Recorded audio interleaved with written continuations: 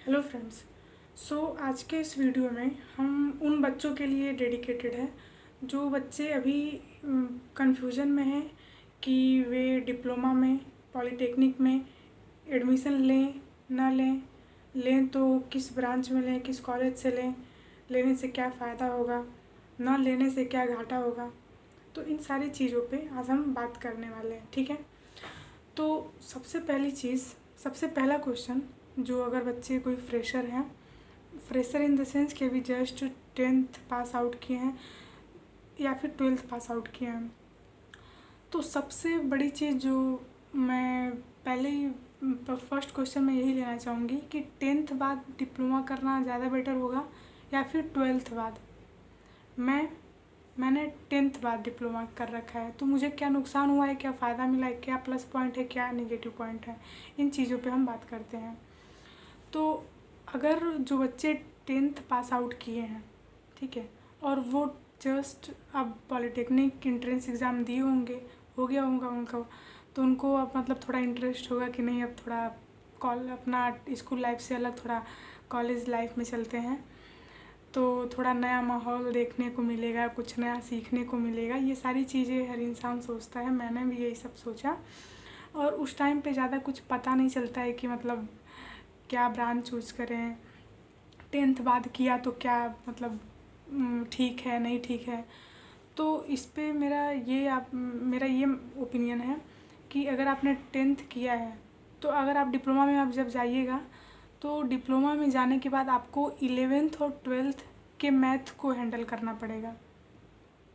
But दिक्कत क्या है, दिक्कत ये है कि जैसे आपने 11th दिया तो पूरा 1 ईयर दिया, और पूरा 1 ईयर दे के आपने 11th के सिलेबस को कंप्लीट करा, ठीक है। अगले साल 12th में आए, 12th में 1 ईयर पूरा दे करके आपने 12th के सिलेबस को कंप्लीट किया, ठीक है। एक अच्छा नॉलेज आपको 11th के मैथ फिजिक्स केमिस्ट्री और 12th के मैथ फिजिक्स केमिस्ट्री के बारे में आपको नॉलेज हो जाता है, ठीक है। उसके बाद जब 12th बाद आप डिप्लोमा में आते हो तो फर्स्ट ईयर सेकेंड ईयर आपका ऐसे ही हैंडल हो जाता है, मतलब ज़्यादा इफ़र्ट एक्स्ट्रा, मतलब ज़्यादा ऐसे मतलब टाइप का स्ट्रेस टाइप का नहीं कुछ होगा आपको। आप नॉर्मली आप 11th-12th का मैथ फिजिक्स केमिस्ट्री आपको डिप्लोमा में भी हर सब्जेक्ट में अप्लाइड होते हैं, कॉमन होते हैं, वो चीज़ आपको हर सेमेस्टर में मिलेगा, ठीक है, हर ब्रांच के सेमेस्टर में मिलेगा। तो वो चीज़ आप हैंडल कर लेंगे अगर आप 12th बाद पॉलिटेक्निक में एडमिशन लेते हैं तब, ठीक है। तो अब 10th वाले बच्चों को नुकसान क्या होगा, तो नुकसान तो मैंने ये बता ही दिया कि आपको मैथ जो कि मतलब सेमेस्टर 6 मंथ का एक सेमेस्टर होता है, बट कहने को सिर्फ 6 मंथ मिलेगा आपको डिप्लोमा में। कहने को 6 मंथ मिलेगा, बाकी आपका प्रैक्टिकल, आपका लैब, आपकी अदर एक्टिविटीज़ और वो बोर्ड की कुछ इधर उधर उटपटांग कुछ टाइम टेबल शेड्यूल चेंज होता रहता है एग्ज़ाम का, तो उस हिसाब से आपको समझिए 4 मंथ भी काफ़ी, मतलब 4 मंथ जोड़ जाड़ के सब 4 मंथ आपको मिलेगा, ठीक है। उसमें आपको पूरा math physics chemistry 11th 12th दोनों का निपटाना पड़ेगा। तो मुझे काफ़ी दिक्कत आई थी, बट अगर आप कोशिश करेंगे, थोड़ा इफ़र्ट लगाएंगे, एक्स्ट्रा मेहनत करेंगे तो आपका क्लियर हो जाएगा, मतलब बैक वगैरह नहीं आएगा।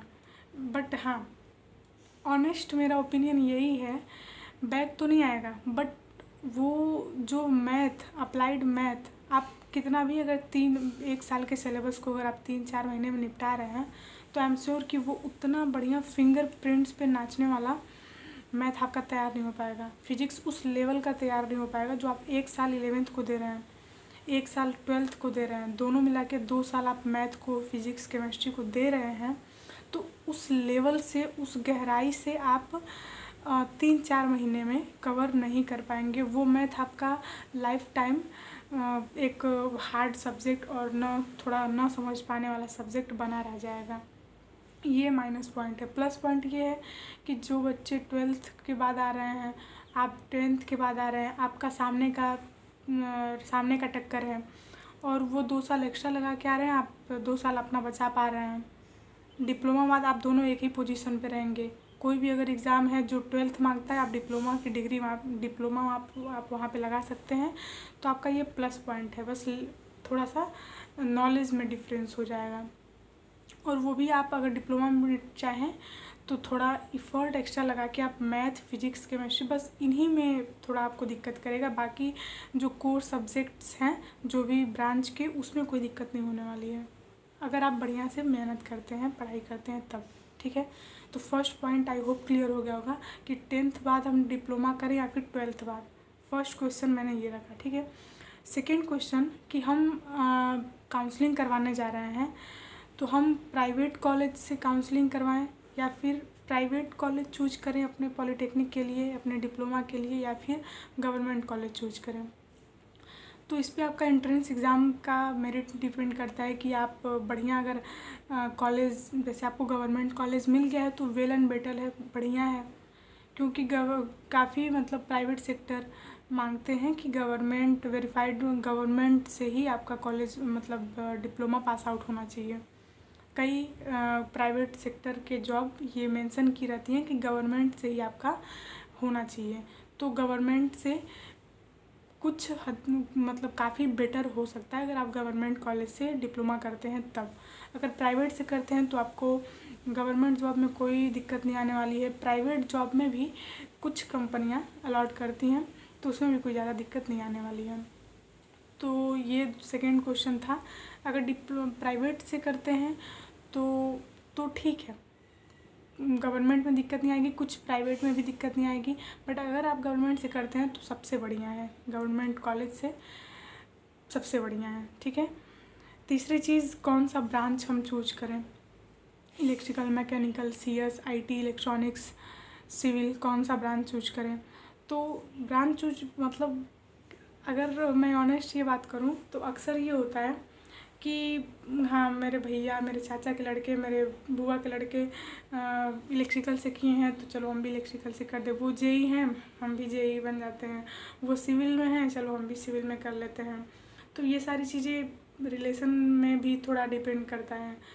तो अगर आपको जैसे कुछ इलेक्ट्रिसिटी में इंटरेस्ट है, जैसे आपको बहुत डायग्राम बनाना पसंद है, सिविल आपको ट्रेड के बारे में तो मालूम होना चाहिए। जैसे सिविल इंजीनियरिंग है तो बिल्डिंग का पूरा एक स्ट्रक्चर तैयार होता है, आर्किटेक्ट वाला काम होता है, और सीमेंट, बालू, ये सब चीज़ें उसमें आपको पूरी तरह से जानकारी मिलती है।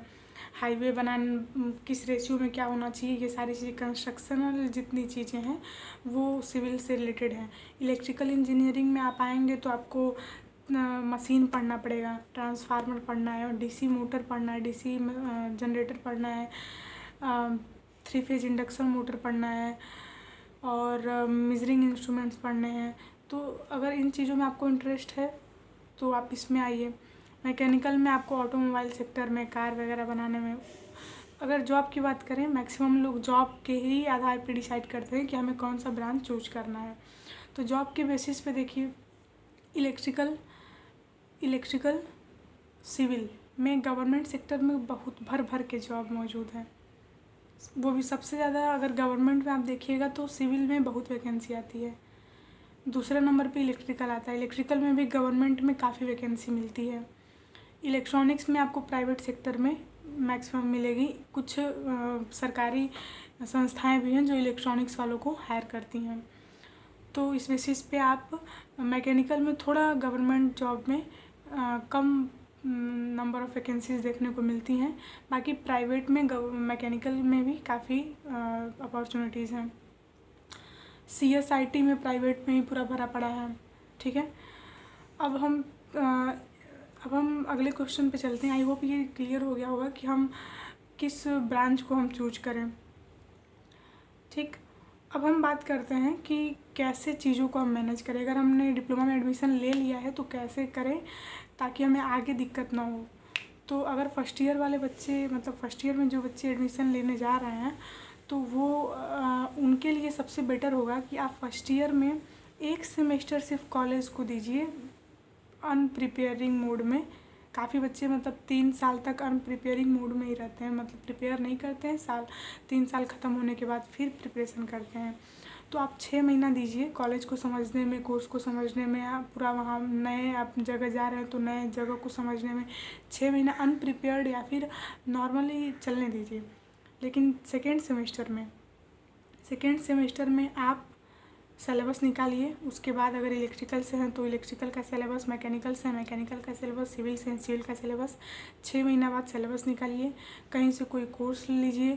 अगर आपको लगता है कि आपके पास मतलब सोर्सेज हैं, किसी का कांटेक्ट है, कोई आपको बता रहा है कि हाँ यहाँ से चीज़ें कवर करनी है, तो आप यूट्यूब से, नहीं तो अपने ब्रांच के, अपने रिस्पेक्टिव ब्रांच के किसी कोर्स को, PW है और आप देखिएगा तो खान सर का भी मतलब बैच वगैरह चल रहा है, तो आप उधर से कोई बैच लेकर के फर्स्ट ईयर से ही तैयारी स्टार्ट कर दीजिए, ताकि 3 साल आते आते आपका सिलेबस कवर हो जाए, आपके क्वेश्चन प्रैक्टिस अच्छी हो जाए और 3 साल बाद आपको ज़्यादा टाइम ना दे करके आप एग्ज़ाम को क्वालिफाई कर पाएँ। काफ़ी मतलब गाइडेंस की कमी के कारण बच्चे नहीं समझ पाते हैं और फिर थर्ड ईयर के बाद जा कर के फिर सिलेबस निकालते हैं, फिर मतलब सोचना पड़ता है। तो अगर ये चीज़ें, अगर जो फ्रेशर हैं, अगर पहले से ही अगर ये चीज़ें अगर आप समझ जाएं और एक अच्छे प्रिपरेशन की राह पे चलें, तो काफ़ी आपको अदर बच्चों से आसानी होगी बीट करने में।